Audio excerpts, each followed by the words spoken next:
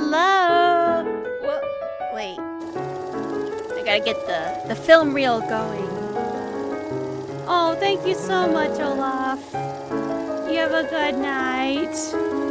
I'm sorry that time separates us. Hang on, let me turn down the music a bit. Ah. Okay.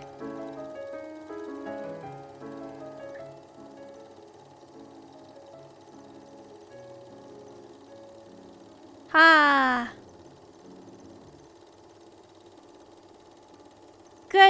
Good evening. I'm so used to saying good morning at my job. It starts in the morning. Alright, let me get the little subtle film reel sound effects low enough. I can't tell. Okay. Anyway. I hope everything is going okay.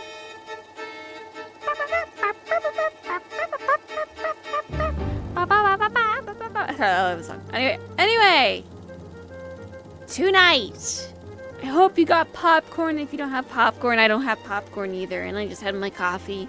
So I'll be having this treatless, unfortunately. But tonight, I hope I'm not too loud. Tonight, we stream my personal favorite. It biased because of my childhood. This was I had this on VHS as a child, and that is The Phantom of the Opera. So I had it on VHS. It was so cute. Hang on, my cat is trying to break out of the door. Hang on.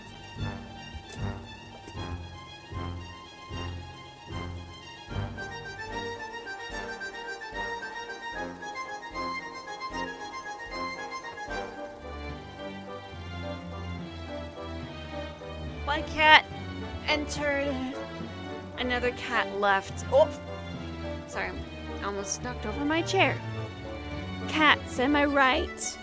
Anyway, so yeah, this was, my story of the Phantom of the Opera was the Silent Hill film, but then my parents, they had like this VHS tape of this like Andrew Lloyd Webber, like birthday, and they were singing the Phantom of the Opera, and I thought it was about the movie. I had no idea there was a musical, but there's all kinds of musicals. It wasn't even the first Phantom of the Opera musical to come out. But anyway, let's just start the movie, or else I'm not gonna shut up. Hang on, there's a cat here. Okay.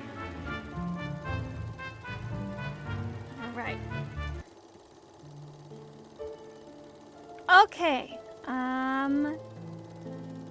And so we start The Phantom of the Opera. This is the 1925 version. There are a few versions that are out there. This one, well, honestly, there's all kinds of different versions, mostly because of restoration stuff.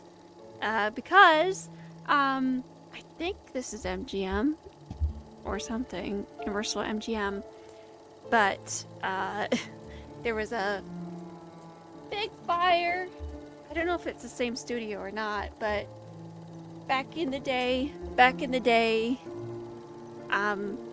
you know, film reels were very flammable. So people would either, sometimes they would burn it to get the silver out. Oh yeah, in the VHS tape that I had, this guy talks. For some reason, no one knows why this, I think, I don't know if it's unknown why this is here or who got this, but there is no, oh,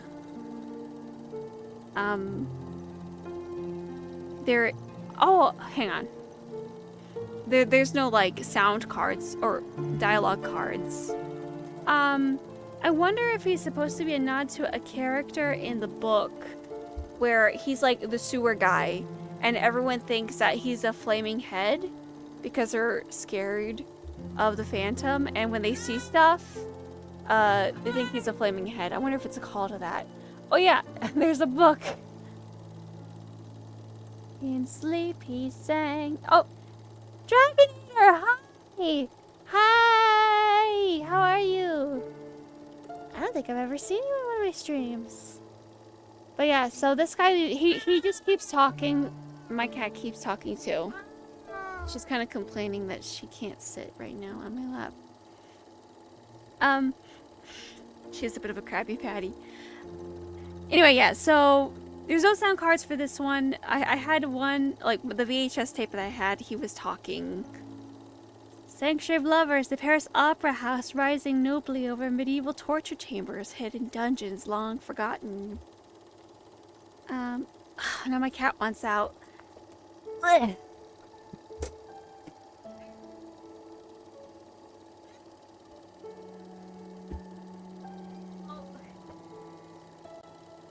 Ugh.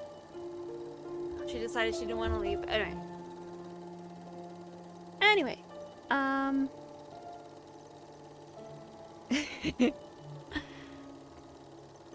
Okay, so here's the stuff that I don't have, like, because I've known about this movie for a long time. I've known about trivia about this for a long time, so I don't have like exact sources. But apparently this film went through a whole bunch of reshoots. It had, I think, 3 different endings, and what's so funny enough is that they did have a book faithful ending where Eric dies of a broken heart, but they didn't like that. But even then, without that, this is probably, after all of these years, this is probably still the most faithful adaptation of the Phantom of the Opera. And I saw this Tumblr post sometime either this year or not, that the Phantom of the Opera isn't a good story. It is not classic literature. It's not considered classic literature at all. It's in the public domain, and let me tell you, I have read the book. There is a whole chapter you can skip. You can absolutely skip it. So, because I think originally the author Gaston Leroux, he's actually more famous at least in France, I think more for, he was kind of like the Arthur Conan Doyle kind of writer, or maybe Agatha Christie, I guess, for France, because apparently he was more famous for, at least in France, for his like mysteries. And I think Phantom of the Opera was like one of those serials that would like come out, be published over time. This was kind of one of those books, but somehow somehow this happened. I watched the Andrew Lloyd Webber version live once. I also read the novel, listened to the audiobook. Yeah, so funny enough, so my dad actually saw the very first musical of the Phantom of the Opera, not Andrew Lloyd Webber. There's several different musicals. And it's funny because I think it became public domain in England first, because my dad's from England, before it came over to America. Though Andrew Lloyd Webber is from England. I forgot which version it is. Like, Phantom of the Opera has so many different versions. But I think it's a very unique story.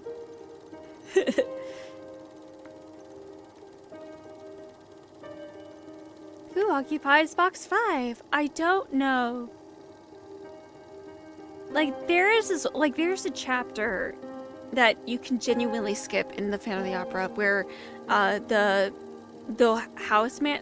opera house managers are like looking for money, and they're like starting to walk backwards. It is such a confusing chapter. You can genuinely skip it. Hang on, I think I marked that in my book. I have it like annotated and stuff.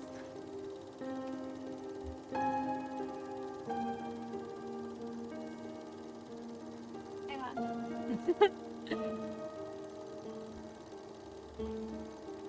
Yeah, I have it like annotated and written because like I wanted to remember what was in the book, because sometimes you read a book and you don't remember anything. But I gotta say, the worst character in the book is Raoul. Where basically Raoul is like acting like a nice guy, where he's like, what about me? Where it's like, poor Christine, poor me. Hang on. Oh yeah, I have this note where in the book where Christine says, It is for me to be the judge of that, monsieur," she said, looking at Raoul. Basically, Raoul is kind of like Hang on. Okay, no, wait. Let me get the... I finally made to the... Hey, plot coalition! Anyway, let me show you, like, just the Raoul in the story being a punk bitch. Where it's like, "Alas, madame," Raoul said, humbly replied, unable to restrain his tears. "Alas, I believe that Christine really does love him." He's talking about the Phantom. "But it is not only that which drives me to despair, for what am I not certain of, madame, is that the man whom Christine loves is worthy of her love." And like Christine basically says, that's not for me to decide on who I love. And she shouts that in Raoul's face. Like, Christine is such a huge victim in this book, because like she doesn't need, it's not a love triangle. She's kind of like in a love, what's the word?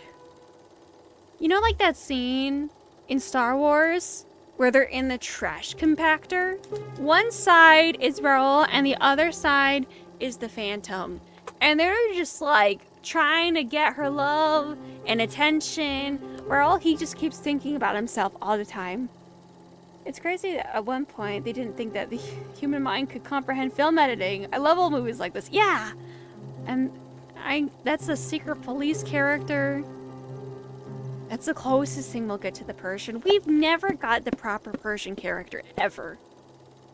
The man comes out of the cellars. After that, the Phantom. Could it be that is he the Phantom? I think there was like a quote in this book where it's like, "Poor Christine, poor me, I'm being just torn apart."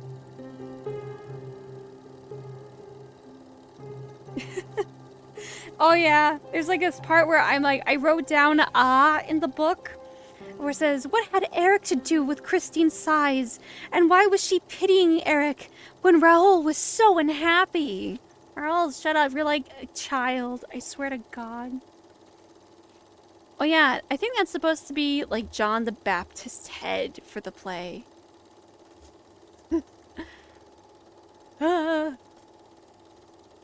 His eyes are ghastly beads in which there is no light, like holes in a grinning skull.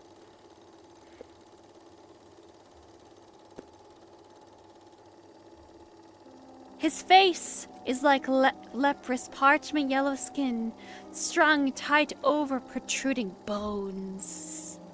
Ooh. I can't wait to finally see Eric. His nose? There is no nose. Ah! Oh, that's so terrible. But there is like a thought in my head is the Phantom of the Opera story good? And I'm inclined to say, as a book, no. Like, it's got lots of pacing issues. And, like, Raoul is such, like, an unlikable narrator. But there's, like, so many different adaptations. Okay, I have a personal lost media. It is this, like, independent movie called Angel of Music. And the only thing I have of it is the IMDb page of it, and it has the first 10 minutes. It is not good at all. But it's like lost. I can't find it. I watched it a few times. Once by myself, once like with my family. And they were trying to do like a Da Vinci Code to hide a secret that the Phantom of the Opera, the twist in the end is the Phantom of the Opera was her father all along. It was really weird. As a 2004 adaptation with Gerard Butler, though kind of a banger. Oh, don't say that. Don't say that to theater fans. Don't say that. Do not say that. Cause people don't like Gerard singing. When the Phantom, the character in the book and in everything else, he's like a master of music, and like he's got the most angelic voice and all that stuff. Yeah, do not say that to the to those fans. I think it's a great introduction to Andrew Lloyd Webber's one. For me, my first Phantom, at least from the song, was Sarah Brightman singing with Antonio Banderas, because apparently Antonio Banderas was originally going to be the Phantom, But then it's like, well, that he's wearing a mask again. It's gonna be too much like Zorro. I think they should have stuck with Antonio, honestly. Hang on, my cat wants outside my room again.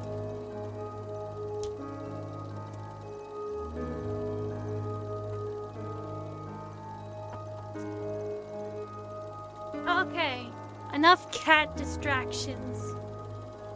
Cats, am I right? Wednesday night found Carlotta strangely ill and Christine Daae singing Marguerite. The thing is that, you know, even though the 2004 adaptation exists, it still keeps a story.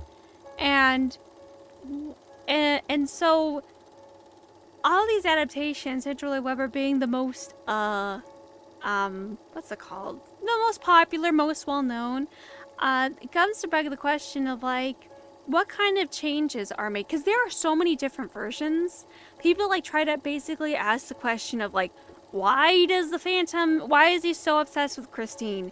And there's, like, several different adaptations. They're like, well, Christine reminds him of his mom. So they give him kind of, like, how do you explain Eric's infatuation with Christine that isn't lust? And so he's crazy. Yeah, he's absolutely insane in the book. He's genuinely insane in the book. My favorite adaptation will always be the actual opera. The recording with Sierra Boggs and what's his face? I forget his name, for the 50th anniversary or something of that. I like that one. That's the closest you can get. I've never seen a live.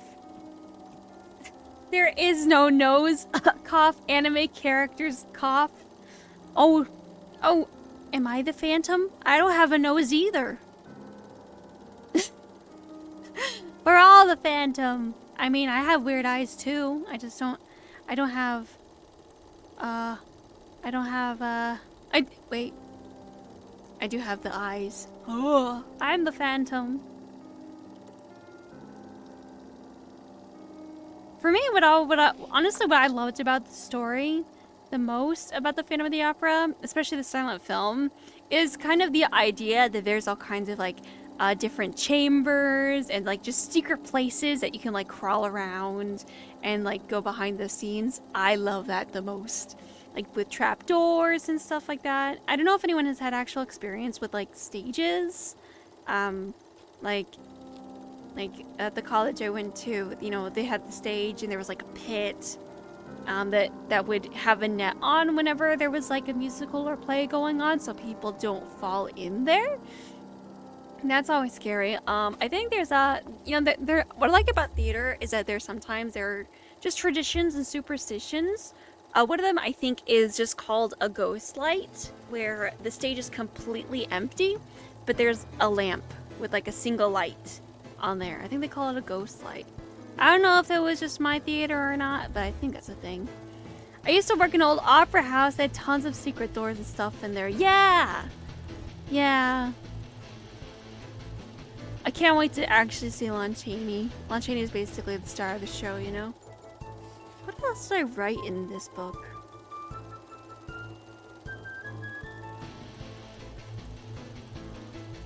Oh my gosh, yeah! Lord Acclaim, you were absolutely right about blanket forts. Absolutely! Yes!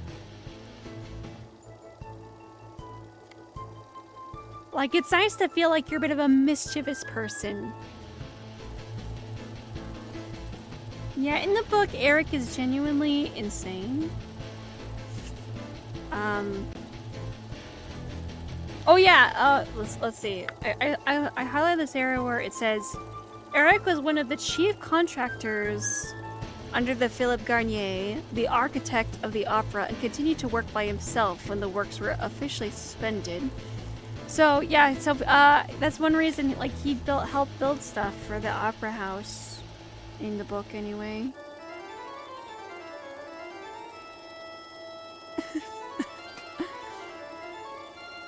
The opera house also had the original mechanics from the early 1900s that raised and lowered the floor of the theater for balls. Oh, cool! Oh, Oh, so you also had a ghost light. Okay. Let me tell you. I saw this VTuber say this, but it's absolutely true.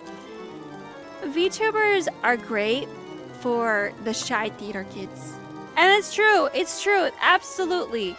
I don't know if I was too shy or what, but when I was in college, it was only 2 years, but I couldn't get with the other theater kids. I couldn't do it. They had a culture of like inside jokes or whatever that I couldn't understand in history, very, very, very close, and I just couldn't get into it. Ooh, have a magnificent Halloween. I just finished writing the Wattpad story of the Twilight Zone, The Memory Gate. I have written horror stories about Hellraiser, Phantom, Ghouls, Elm Street, Friday the 13th, dude. That's awesome. That's awesome. There is a YouTube channel that I watched a lot. I don't know if they are still around. I think they come, they're still around for a while.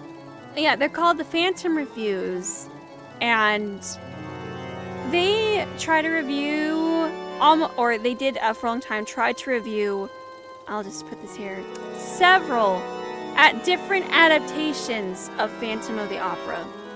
So many. And that's how I found that one Angel of Music one. He has reviewed Angel of Music, but if there's anyone that knows about it, it's him. Absolutely, like, crazy stuff. Because there's so many, yet it's so niche. It has such a dedicated fan base. There is, actually, on AO3, there is this one fic that, it's not necessarily a fic, it's an entry, and the entry keeps going of every single, like, fan fiction writer's personal experiences, what they like about the book, everything on just like why Phantom interests them. Used to watch the horror film Mr. Frost with Jeff Goldblum. I need to do that. I know about The Fly with Jeff Goldblum. Yes, I know about the Robert Englund version. Everything. My favorite version of Phantom that I think it would have to be the Charles Dance version. I like that one a lot. I used to go to sleep to it because it's actually it's like a what? Like a 2-part mini-series, I think. Yeah, I like the Charles Dance version, I think, the most. I think that's my favorite. That is the Andrew Lloyd Webber, of course. But here's the thing. That miniseries was also based off of a musical, and I think it was being made, but it stopped. Or it was too late because of the copyright silent film. I forget. But yeah, there's another Phantom of the Opera one, and I think they stopped production of it because the Andrew Lloyd Webber came out first while they were making it. Because, like I said, the copyright of the silent film, the copyright of the book went into the public domain in England first, then in America. Oh, is it Phantom of the Paradise? That's the one with the mask, right? Like the phoenix guy? That's what it is, right? Phantom of the Paradise?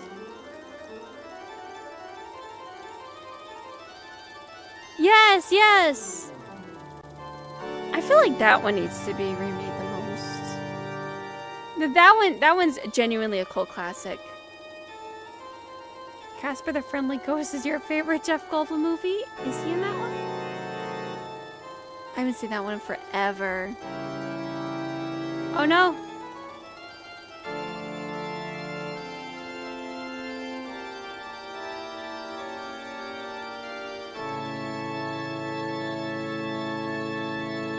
Yeah, apparently in the actual book... Okay, so in the book, there's all kinds of different creative liberties. But in the book, the Phantom actually does stuff that cannot be explained. And I think because, you know, he's like a madman or magician, they come up with more explainable things for the most part, but there's like an element of fantasy. Like I said, I don't think it holds up as a book because some of it doesn't make any sense. But one is Carlotta actually croaking like an actual toad. Like an actual like frog noise comes out of her in the book.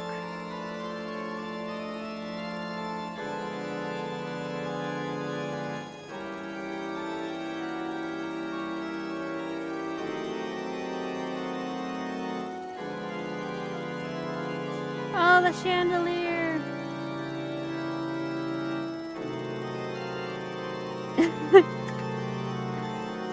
Everyone's going crazy.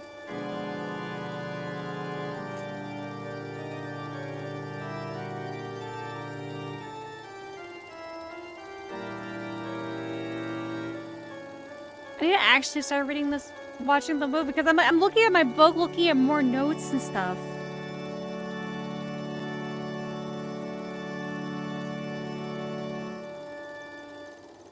Yeah, that was saying closing the curtains because they're doing the opera Faust. And I think this is probably where the Robert Englund version kind of comes in, because I think what Robert Englund's Phantom like makes a deal with the devil or something, and that's why like sewing on stuff on his face. And so like, you know, there's other takes, I guess, where you could try using Faust, which is about someone that makes a deal with the devil, Faustian deals. That's one way you can take the Phantom. Yeah, like, I think there's just so many missing pieces in the original story that don't make sense, and this is where every adaptation tries something a little different.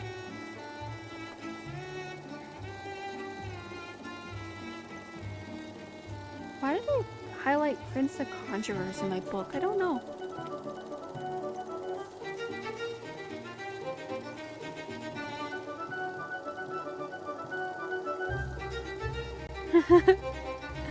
Oh yeah, here's the quote from the Phantom, where like he has her kidnapped and stuff. It says, "I want to have a life like everybody else and take her out on Sundays." It's like he wants to have that slice of life.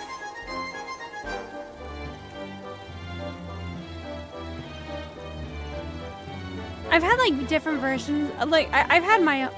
I think I have had my own version of the Phantom of the Opera in my head. I have like, you know, if I could have done my own dark universe, this is what I would have done. Honestly, what I would have done is have Dracula, Carmilla, Phantom of the Opera, maybe squeeze in Frankenstein in there, and have like the cast of Dracula going to investigate the Phantom of the Opera because they think the Phantom of the Opera is actually Dracula. And, you know, like, complete misunderstanding. Who's, was it? Like, cat and mouse kind of game. Carmilla's there, all that stuff. I think that would have been a fun crossover, where maybe, like, Dracula's going after Christine. And, like, the Phantom's like, you can't have Christine. But I think in that version, he definitely like would have had like a Faustian deal, because how the heck can anyone take on Dracula? How could someone take on Dracula? Oh yeah, I kind of skimmed through this. Like, there's a 2020. Like, I love Dracula. Dracula's my favorite book. Oh yeah, there's Lon Chaney. I'm just talking about stuff. Where there was like a Dracula, a love story, and I skimmed through it.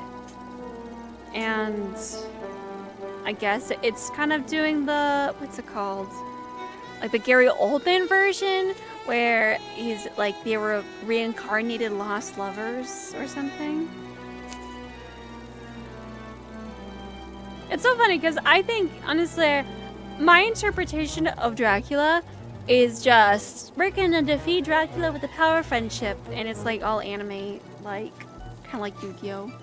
Believe in the heart of the cards. Jonathan Harker. Dude, I loved this sequence. I loved this sequence so much. Alright, do I have any more notes?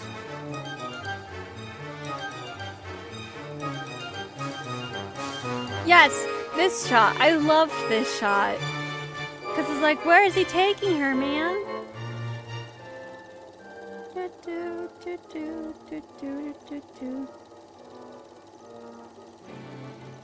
Christine!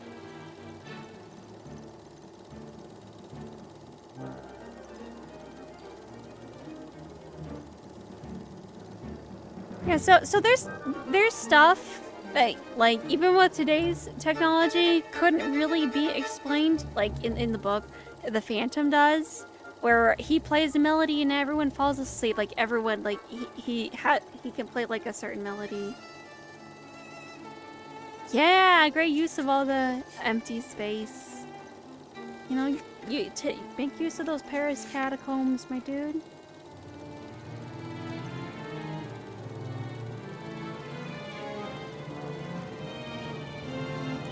Sing my angel of music. Yeah, it's the part. In sleep he sang to me. In beams okay. It's him, the Phantom of the Opera. Why did I write down Eric is Goth? Oh yeah, he sleeps in a coffin. Yeah, he sleeps in a coffin.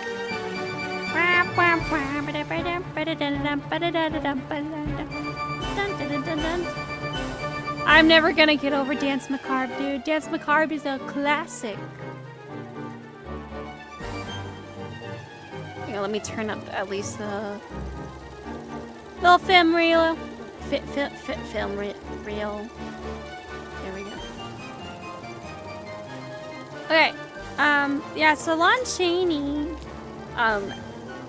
oh my gosh. It's a shame that we lost London After Midnight. But yeah, Lon Chaney, one thing that helped him become like a really great silent film actor was that he had deaf parents.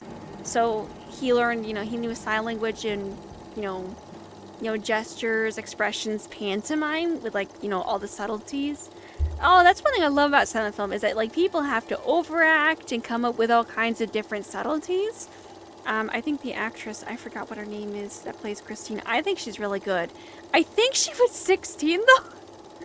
I don't know. I think she was a teenager when they were doing this movie. But I gotta say, at least for 16, that's great skill that she has. Especially in the part where subtle performance when she unmasks him. And, you see her go through all kinds of oh, I should, no, I shouldn't, no, I should, no, I shouldn't, take off his mask.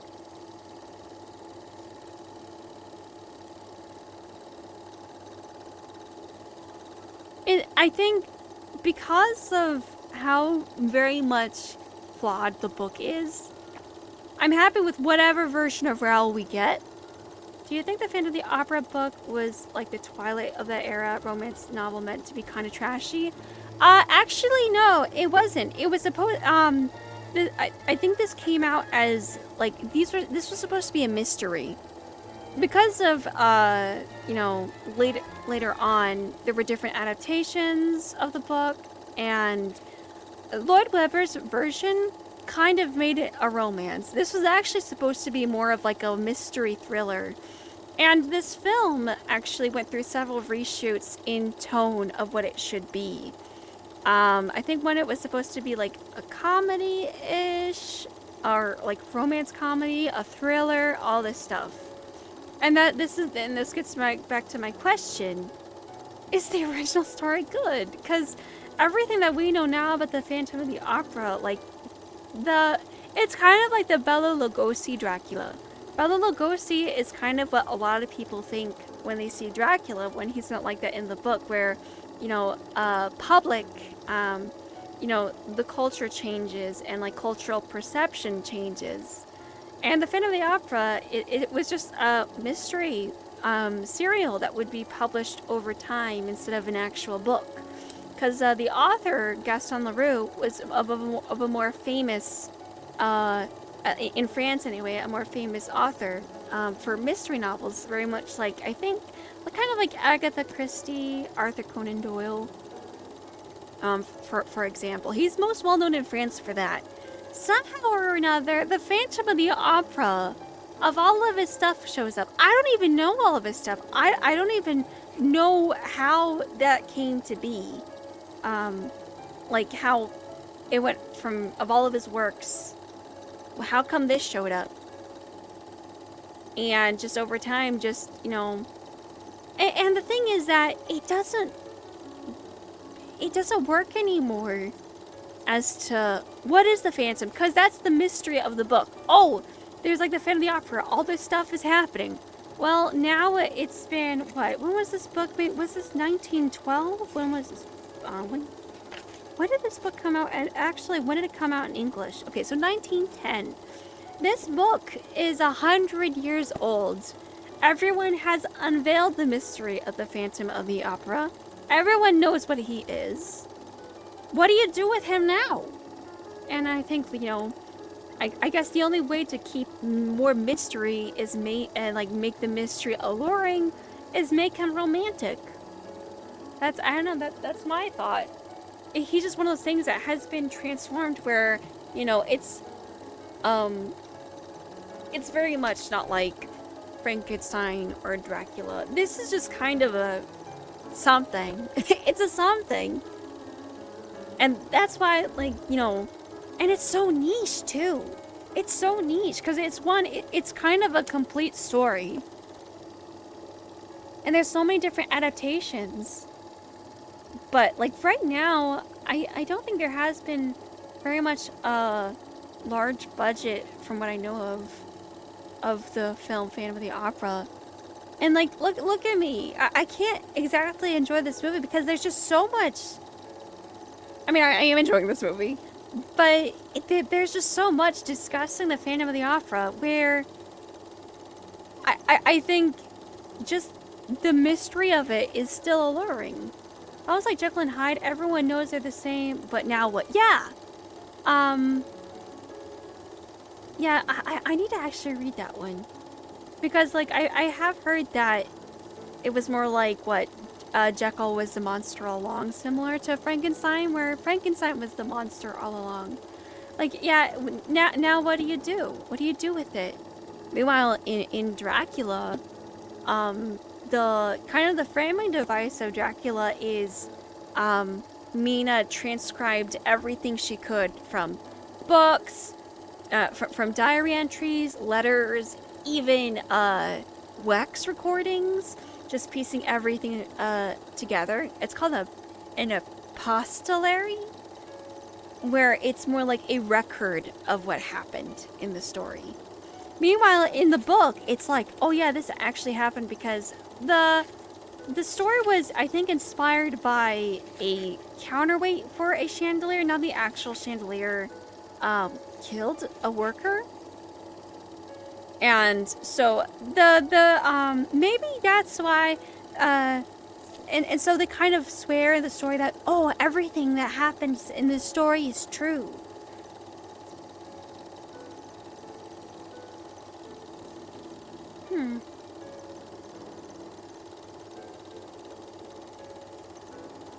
See, my copy of the book actually has an interesting, like, timeline going on. One of the works that will greatly influence Gaston Leroux's writing is Edgar Allan Poe's The Murderer in the Rue Morgue. It's published. Let's see. Yeah, there's some kind of weird... Yeah, what is this? I haven't actually properly read this, like, section. It's got, like, a timeline of years.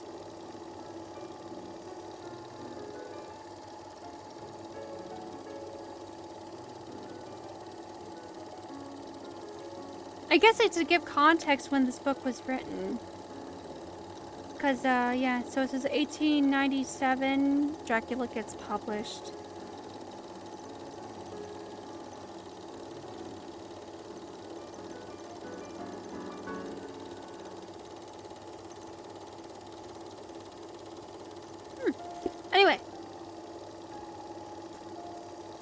Anyway, yeah, so just the Phantom of the Opera, I I think it's very interesting how even the subject itself, at least to me, is also mysterious. Because in concept, it's a cool idea. Oh, we're going to the masking scene. If I missed that, I would have died. Or I would have used my rewind powers. Because I'm a time traveler. I'm not. But am I? Yeah, this scene. Here we go. So I tried reading I'll talk about this after the scene. It's so tense. Ooh. There it is. How dare you? Ah. Yeah, very much like Fight Club where everyone knows the truth. Yeah, exactly. I love that out of focus shot. There's actually different versions of this scene. There's different versions of it everywhere.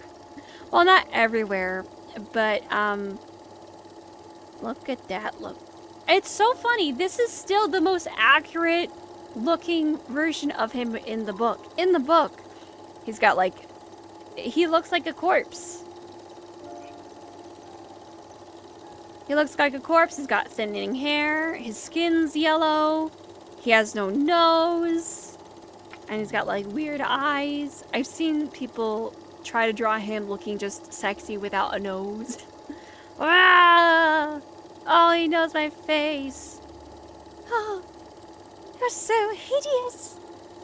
Ah. Anyway, I forgot what I was gonna say. Oh yes, so for the makeup, he was wearing fake teeth, but also to keep his nose, like his nostrils up, he had to put wires in his nose. I tried, looking more into it, other than just the Wikipedia page. Like, there is a book on the making of it behind the scenes on the archive.org, but I didn't have enough time to actually read it all on the behind the scenes. Yeah, very handsome. In the version that I like, in both the musical and the film version, they actually never show his face, and they kind of leave the horror of his face to the imagination, which I kind of like. I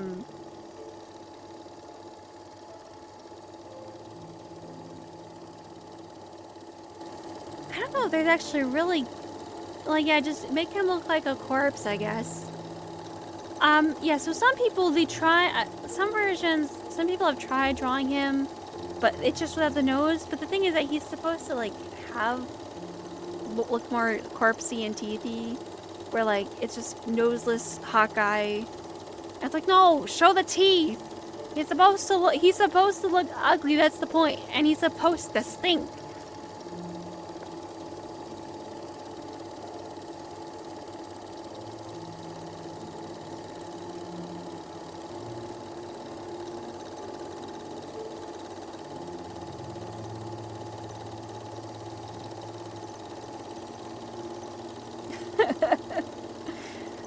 I'm looking at my notes, where I'm reading, oh, who's saying this? Oh, the Persian, he's talking here.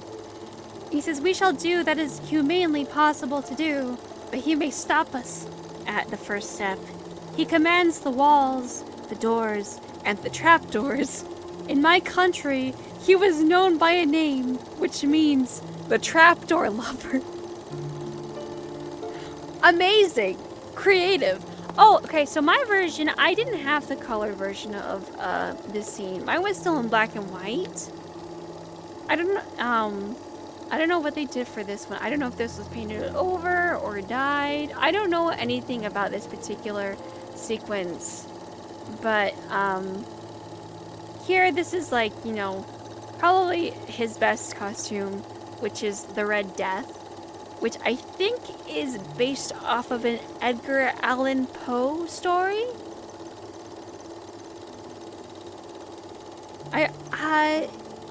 Is it like a bunch of, I don't remember what it was about. I need to read Edgar Allan Poe, genuinely, because there's a lot of context that so many people reference all the time. I know about the cask of Amontillado. I know about that one. Nevermore, that's a famous one. Into the midst of the revelry strode a spectral figure robed in red. Oh, who could it be? Yeah, I actually really need to read Edgar Allan Poe. I realize I need to educate myself. Yeah, it is! The Red Death! Oh, that's so good. Oh, he does so good with the eyes. I don't know how true this is, but I was looking at like all kinds of different trivia for this film. Allegedly, he would put egg membrane on his eyes, Lon Chaney. I don't know how true that is. Beneath your dancing feet are the tombs of tortured men. Thus does the Red Death rebuke your merriment. I have not read any Lovecraft. I realized that, like, I'm like, man, I need to read, like, I read Dracula, Frankenstein, Phantom of the Opera. I have Portrait of Dorian Gray. I love, like, the, you know, what we know now, I guess, is Gothic literature. But I need to read Poe, and I need to read Lovecraft. I'm not as intelligent. Not intelligent. I'm not as well read as I thought I was. I guess I didn't think about it. High above Paris, on the roof of the opera. Then say you'll share with me one love, one lifetime. Say the word and I will follow you.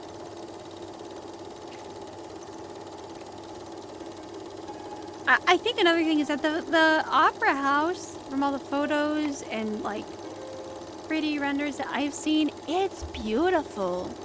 It's beautiful, and it's like there's gotta be some mysterious stuff going on in here. Are we alone, Rel?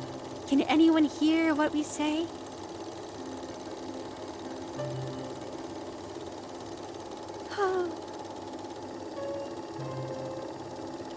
Oh no! He's there! I saw his face, it was so ugly. He made me watch Stephen Grew movies. I've seen him, Rahul.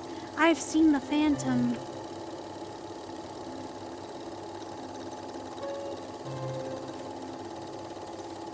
Okay, right? No neck. What part is that?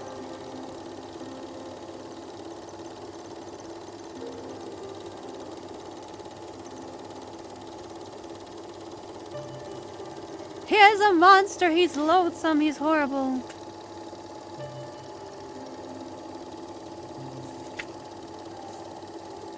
Yeah, so how do you properly handle the Phantom of the Opera? Oh, okay, I'm gonna go on a complete different tangent. I'm gonna make a huge tangent. So, you know, we go to Walmart on occasion. Like, you know, it's a 40-minute drive from us. About the book section.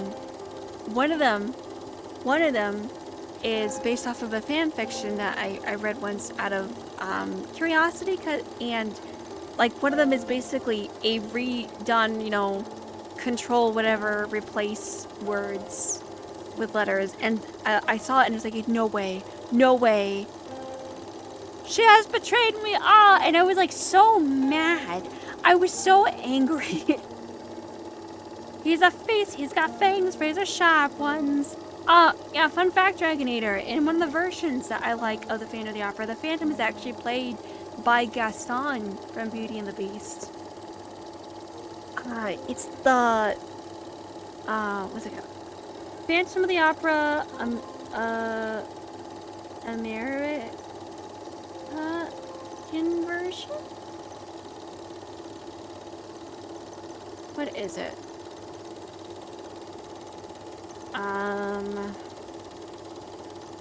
Gaston and Copit. There we go. That's what it was called.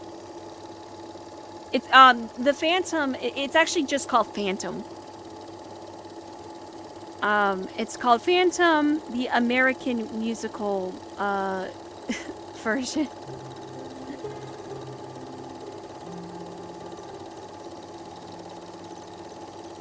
Sorry, I'm going through the Wikipedia right now. See if there's, like, I can explain what exactly happened.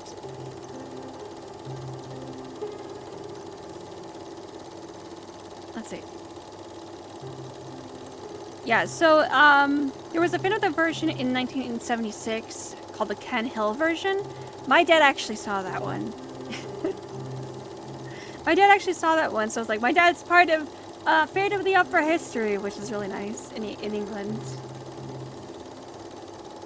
Let's see.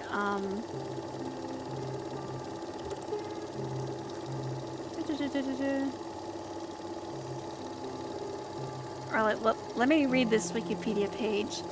Yeston and Kopit had worked on another. They were approached to write a musical based off of the novel. The holder had obtained the rights to musicalize the novel. Oh, so yeah, this was before they got copywritten. I mean, before it became a public domain.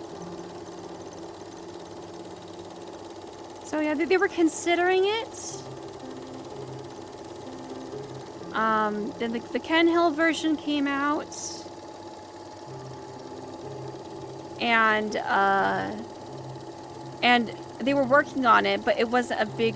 Okay, so it's saying that this wasn't... The Ken Hill... 1976 Ken Hill version came out. And it says, this was not a big threat to Yeston Kopit since their musical was intended to play on Broadway, but the real threat emerged when Andrew Lloyd Webber's Fan of the Opera came out and became a smash hit. Because by that time, it was in public domain. Meanwhile, the production I'm talking about, the Yeston Kopit version, they actually had the rights to do it.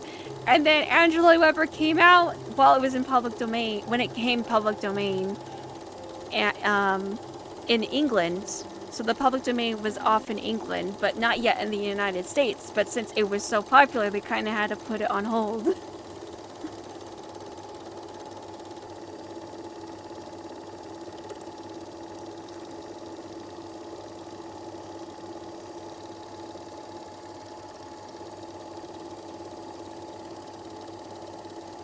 Yeah, so they were still working on it until Lloyd Webber planned on taking it to Broadway anyway, because in England the English version of Broadway is called the West End. So sometimes when things are popular in the West End, then they come to the United States on Broadway. So like the West End, that one had Sarah Brightman and I forgot his name. Oh, I forgot his name. Dang it. I should know these things, shouldn't I?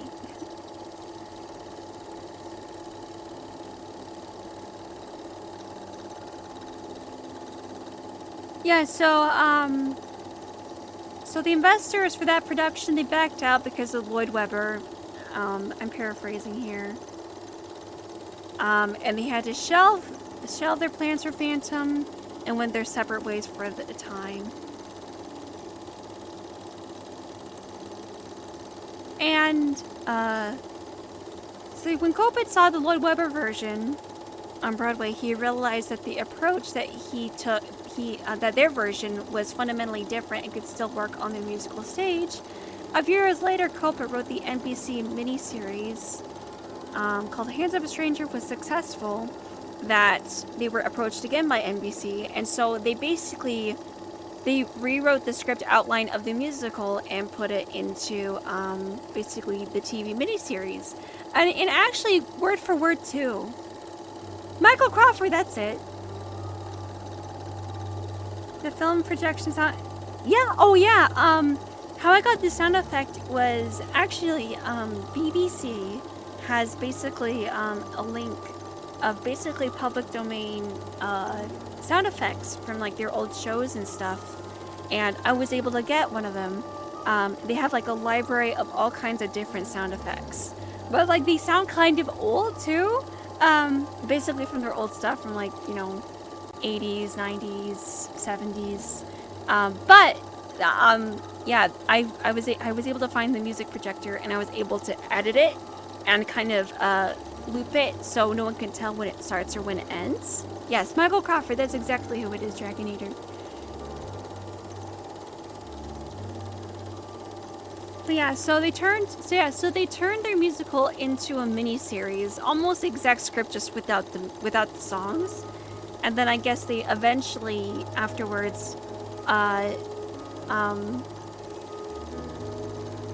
they released the musical or performed the musical in 1991 with Gaston.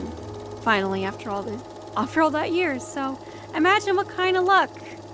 You know, it goes in public domain it goes public domain.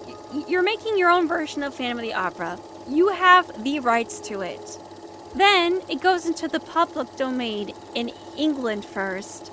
Someone makes a musical of it, which, you know, that's fine. They had already seen another musical be done in England too. But then, this particular musical probably becomes one of the most famous musicals of all time. And you have to shelve your work. Because people will be thinking that you're just trying to milk the success of Phantom of the Opera. Of the Andrew Lloyd Webber version, which is the most known. I mean, like, what Lord Eclipse says, oh yeah, I like the opera version of it. Because that's the most well-known version. Because that song, The Phantom of the Opera, that song was released as a single first, I think, too. So, like, it was just tried and tested all the time. So, yeah, what's someone to do with an adaptation? How can you, everyone knows the 2004 Phantom, and a lot of people have gripes, especially fans have gripes about that version, too. That's Joel Schumacher. Joel Schumacher is known, I think, infamously by Batman and Robin.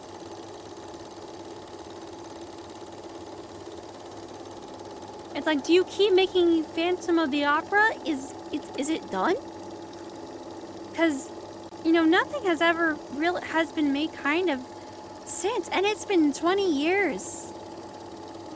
I don't know if they'll try bringing it back or what, because that version of Phantom of the Opera, it's independent. That's the thing. The film version that we know of with Gerard Butler, that's independent of Andrew Lloyd Webber's own studio, because Andrew Lloyd Webber doesn't want to sell it to, like, Warner Brothers or Universal. I don't know who owns what anymore. Have you noticed there've been so many production mergers lately? I don't know, sell it to Netflix? I don't know. Is Netflix gonna do an adaptation? Honestly, I want Guillermo del Toro to do an adaptation of Phantom of the Opera. See what he does. Because there's, like I said, the book is so flawed. It's so flawed that I think a direct adaptation of the Phantom of the Opera, like a complete accurate version, I don't think it could work. And this is the most accurate, and it has made some changes. So what do you do with this adaptation? Actually, here's a question for everybody. Here's the question for everybody. Like, given your limited version, like, I know that I'm big on Phantom of the Opera, but if you could make your own version of it, what changes would you make? Like, what do you think would be suited? What changes do you think, like, needs to be made? Because I don't know. Like, I mean, one thought that I had was I would maybe make Eric, like, maybe his own parents sold his soul to a devil and he lost his face. I don't know. Because I don't know you could have, I don't know if you could have what he has. Because even in the books, not the books, even in the book, the story is, like, he does stuff that is genuinely impossible.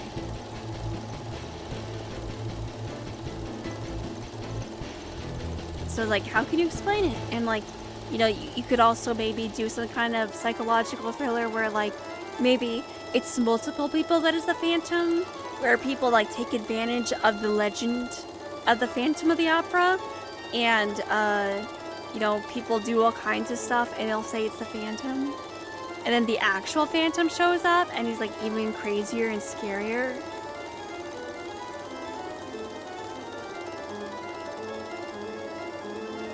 I'd make the Phantom of the Opera not exist, making him actual lost spirit trapped in the opera house. actually make a literal phantom. Dragonator, if I want to make one, I want the trailer and prologue to be about Raoul and the scarf. Other than that, I have no clue. That's right, the scarf scene! My last, that one version I told you about, Angel of Music, that one actually has the scarf scene. I forgot about that. Everyone forgets about the scarf scene. That's actually a really, really good one. Oh, yes. Okay, let me pause here. This is supposed to be, like, in the book. People see this guy and be like, it's a flaming head. Where, like, I'm the sewer guy, or, like, I'm the rat guy. I forget what he is. He just patrols the sewers. And, like, people are like, oh my god, I saw a flaming head. It was on fire. And they think, like, the glow of that is the head.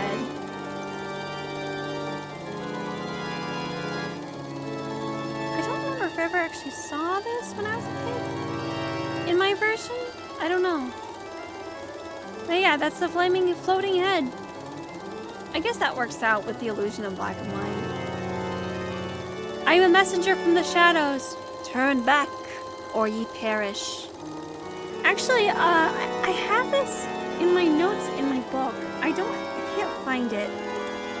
But basically, there's another implication while the Persian and Merle are going through the sewers where there's like, who's that? And the Persian is like the other one. It's like, what's that? It's not explained. Like another like cloaked figure goes by. So there's someone else. There's some other phantom there too, and that's not explained.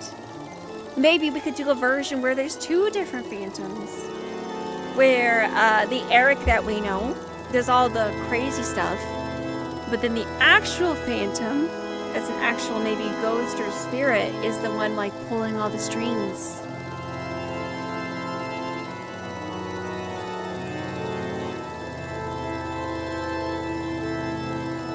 No longer like a toad in these foul cellars, where I will secrete the venom of hatred, for you shall bring me love.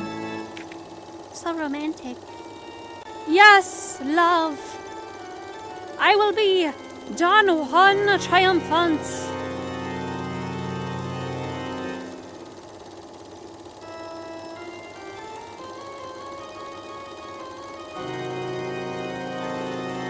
And the Phantom is played by Jared Leto. Plot Coalition, no. Don't. I had a dream once where Eric and Christine knew each other as kids as well. I guess the father worked for the opera, and Eric, I don't know, was born with a face and he had to cover it up.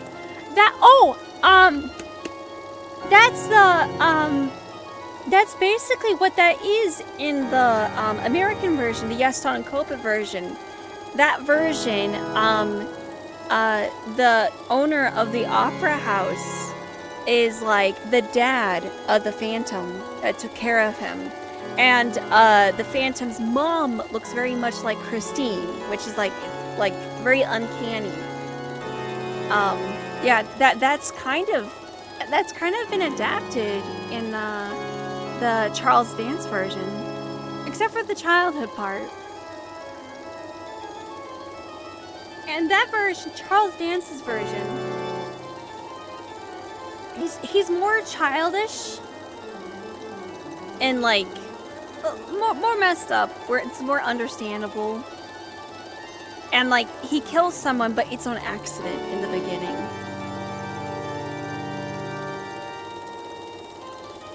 But the Phantom being played by Jared Leto, like that movie's gonna flop. But oh, who would I cast actually as the Phantom? Dude, so Lon Chaney would do his own makeup. And I think I already said this, but he put wires in his nose to keep it up. And I think he said that he bled a lot because of that. It's like, okay, good job, I guess. That must have hurt. But I say it worked out pretty well. You know, it was so funny. When I was a little girl, there was a boy in my class, and he had a nose that was upturned, and he had a bit of an open mouth, and I thought he looked like the Phantom in this movie. And then I saw the photo, and I was like, was that just my childhood self thinking that? And I saw, like, my class photo from first grade. I'm like, oh no, he actually looked like that. So, I mean, his face is somewhat realistic, but who would I cast? I mean, I guess I think of Anthony Skarsgård.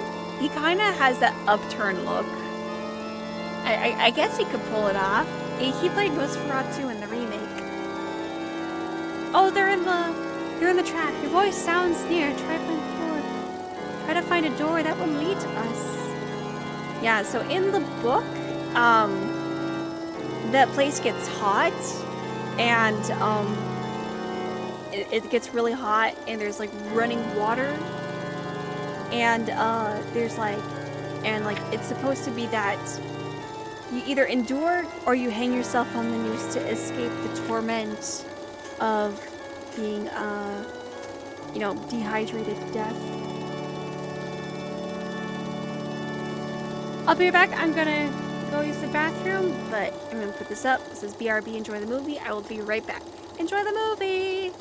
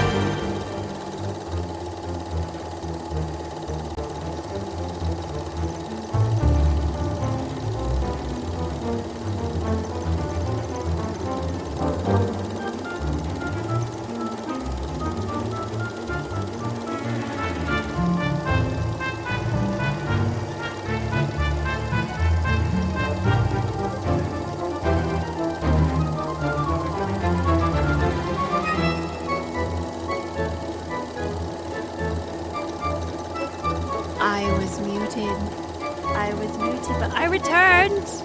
It's okay, I didn't say too much. The heat, the intolerable heat. What was I gonna say? Okay, here's one possibility. One possibility is actually have the Phantom of the Opera be up in front in charge of the opera house, instead of him hiding and like blackmailing the managers. Just have him maybe like be in charge, and him being like, it's like, play my music, and like, he's very strict on how everything is, and he torments everyone, and everyone's like, how the heck do we get rid of this guy? And people try all kinds of different ways. But because, he's so crazy and paranoid, he's got all kinds of traps set, and he's still crazy. He's still crazy. Oh.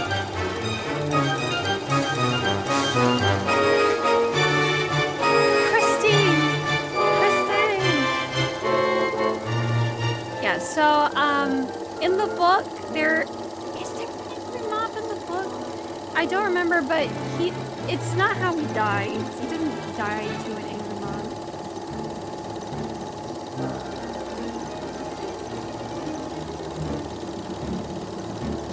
I don't remember.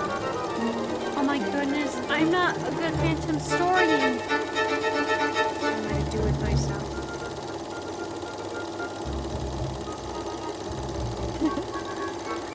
But yeah, I already said that I think there were at least 3 different endings. One was book accurate, that didn't work. I forgot what the other ending was. And, yeah, like I said, this movie went through 3 different, I think, cuts. It didn't test well. This movie went through reshoots. From what I understood, I think people did not get along with the director. Apparently, just Lon Chaney would just direct his own scenes, and he basically did whatever he wanted. And I think the director was not on acting terms with one of the actors. I think it may have been around where they would not directly. Oh, hang on. Yeah, they would not directly talk to each other. Oh, got loud. Sorry about that. Yeah. So I'm not sure. I'm not entirely sure how to describe this movie by itself. Because how can you... Okay, I think about that one movie that Lon Chaney starred in, but it's lost. It's called London After Midnight. And people want to see it because, like, you see the makeup of Lon Chaney looking like a vampire, all that stuff. And I remember just seeing, like, a headline or something about, like, last living person who saw the film says, like, yeah, I saw it once. It wasn't very good. So it's like, how do you judge, like, these movies? Because there's all kinds of different contexts in which, you know, a movie is appreciated.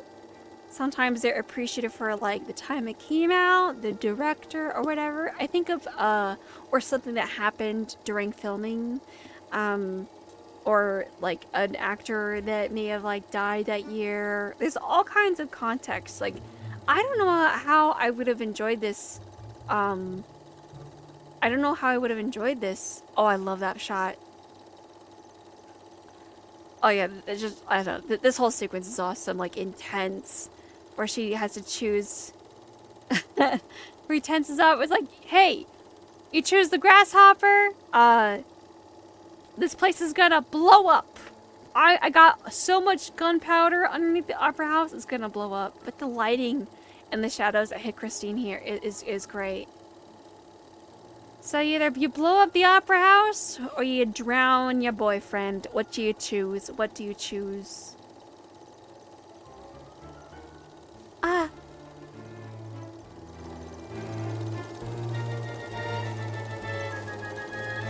No.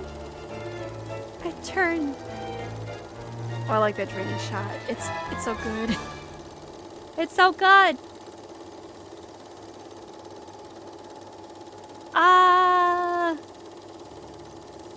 Oh no, we're water. I do not want to drown in my life. Because I would die, obviously. But dying to drowning is probably one of my worst fears. I'll do anything you say if only you'll save them. Yeah, so in the book, like, Christine's like, yeah, I'll do whatever you, like, I'll stay with you or anything like that. And she, like, kisses Eric's forehead. And Eric is like, oh my god, I really messed up. You know what? You go. You just go. And he dies of a broken heart. Oh, my roll, my sweet roll. Oh, he's okay. He's alive.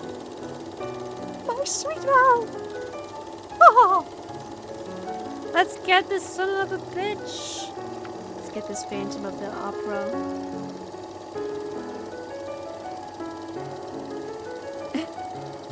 Oh, look, she's so happy. I'm so happy. For in the end, he truly loves Christine. He truly loves her enough to respect. A little too late, though. to respect her wishes. He's just a crazy guy. That's all the Phantom is. It's just a crazy guy.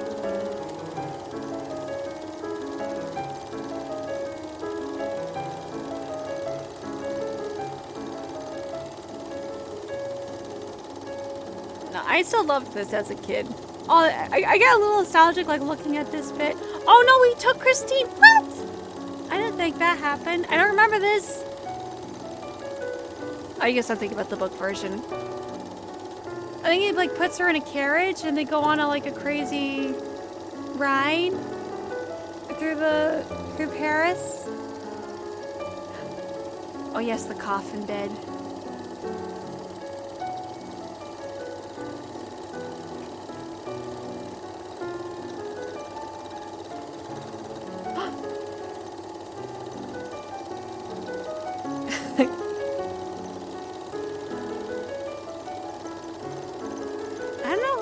Yeah, so I would say in the year of our Lord 2025, I would say maybe I don't know, I would say maybe the best person to cast the Phantom would be Anthony Skarsgård.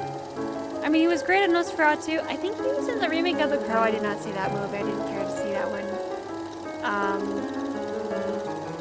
But I think Anthony Skarsgård could pull it off if you want to stunt cast an actor that has experience playing monsters. I don't know. Maybe you could pick someone else. I don't know who you would cast as Christine because like Hollywood recycles like young actresses all the time. I don't know who's a popular young actress right now.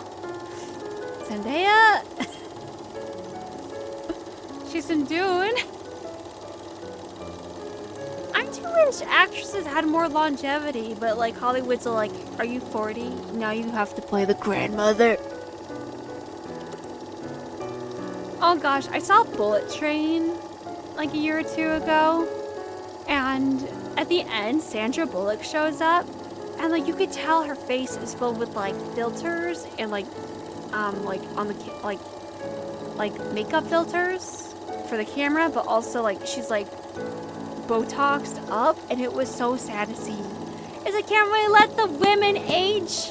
Well, Pamela Anderson's up for it. Let the women age, please. Make everyone be like Judi Dench, Maggie Smith. Like, have that. Oh yeah, I have a grenade in my hand. This part's so funny. It's stupid. But apparently this was the ending that tested well. It's like, ah ha ha ha ha. Oh, get his ass. Yeah, this is actually quite morbid. Where they just like, okay, this is the end. They just toss his head in the river. And it's like, that's the end of the movie. Oh, did they toss his head? Or was that his full body? I always thought they... Or did they actually... I always thought that it was his head. Hang on, look where we're going that. Chop, chop. Or did they just throw his body in there?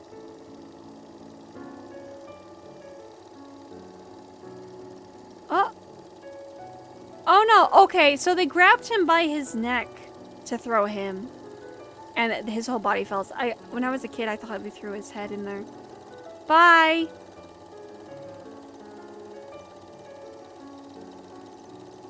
Finis! And that's the end of the movie. Amazing.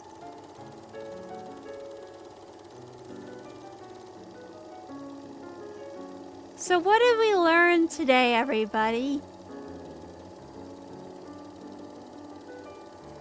Honestly, I saw this movie called The Northman. I think it's Nicole Kidman, or... I think it's Nicole Kidman. Or that one other actress who was in The Ring. I think they're both Australian anyway. But... yeah, it went through all kinds of different endings, so... that's what happened. What was I gonna say? Yeah, so I saw The Northman. And And everyone, like, the thing about the Northman is that it's like, you know, really gritty looking. And then you have this actress. Oh yeah, Naomi Watts. Either it's Naomi Watts or Nicole Kidman. Hang on, let me check. The Northman, Nicole Kidman? Yeah, it's Nicole Kidman. And like, you can see she has Botox on in this like really gritty, supposedly historically realistic movie. But like, you could just see it on. Have any of you like actually ever seen any period pieces like from like the 70s? You could always tell it's like a period piece from the 70s because of the way the hair is and the makeup. And it's like, I want actual historical accuracy. I want to see the actual historical makeup. I was actually looking up silent film makeup because I wanted to try what it would look like on me. But silent, like the tutorials would just do like the what's popular right now, which is like the big puffy lips of the 2020s, whereas like stylistic for today.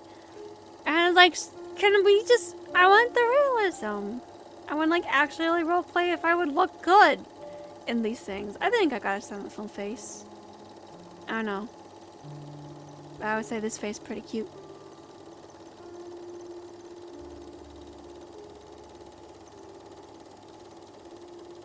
I'm adorable.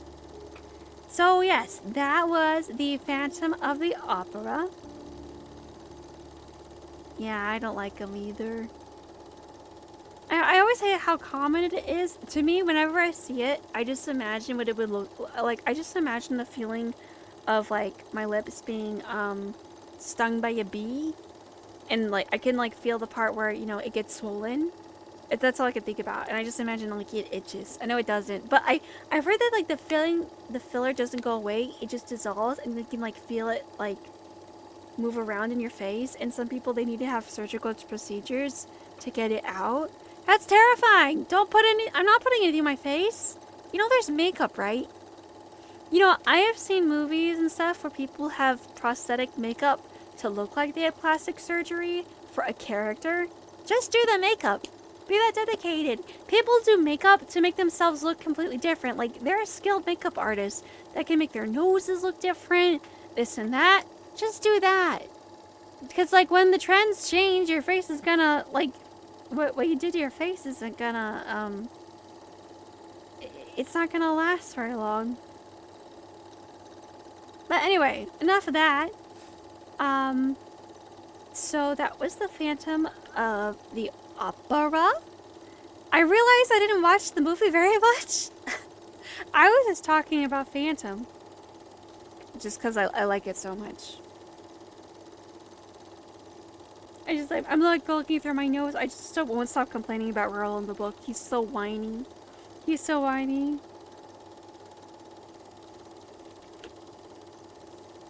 Anyway, so next Saturday, I will be streaming the last movie for October, and this one I'm the most excited about, which is gonna be Nosferatu. I love Nosferatu a lot. It's like really spooky. Not spooky, just it's iconic. It's iconic. Like the makeup and what was his name? Count Orlok, I think. Just, you know, the guy from SpongeBob. Everyone knows him. Yeah, so I'll be streaming that a week from today, but I'll be streaming tomorrow morning to hang out, and we'll have a dandy old time. The hash slinging slasher. Yes, exactly, Jagged Eater. The hash slinging slasher.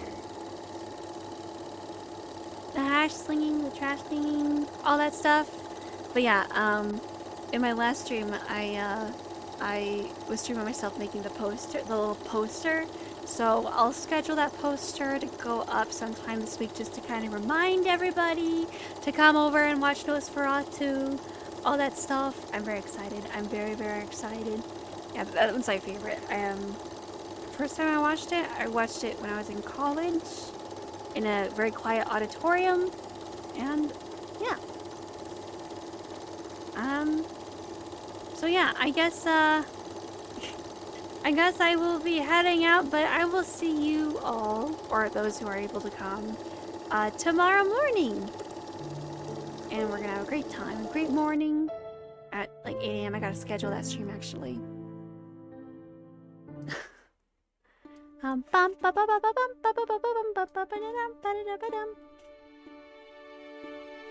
Anyway, everybody have a lovely, lovely, lovely rest of your Saturday evening. And thank you for the person that came in saying it was like 2 a.m. for them. I'm so sorry that time separates us. And, you know, if the people that are watching the VODs are here, hello! I'm happy you stopped by. But anyway, everyone have a lovely, lovely rest of your evening, and I'll see you later. Bye-bye!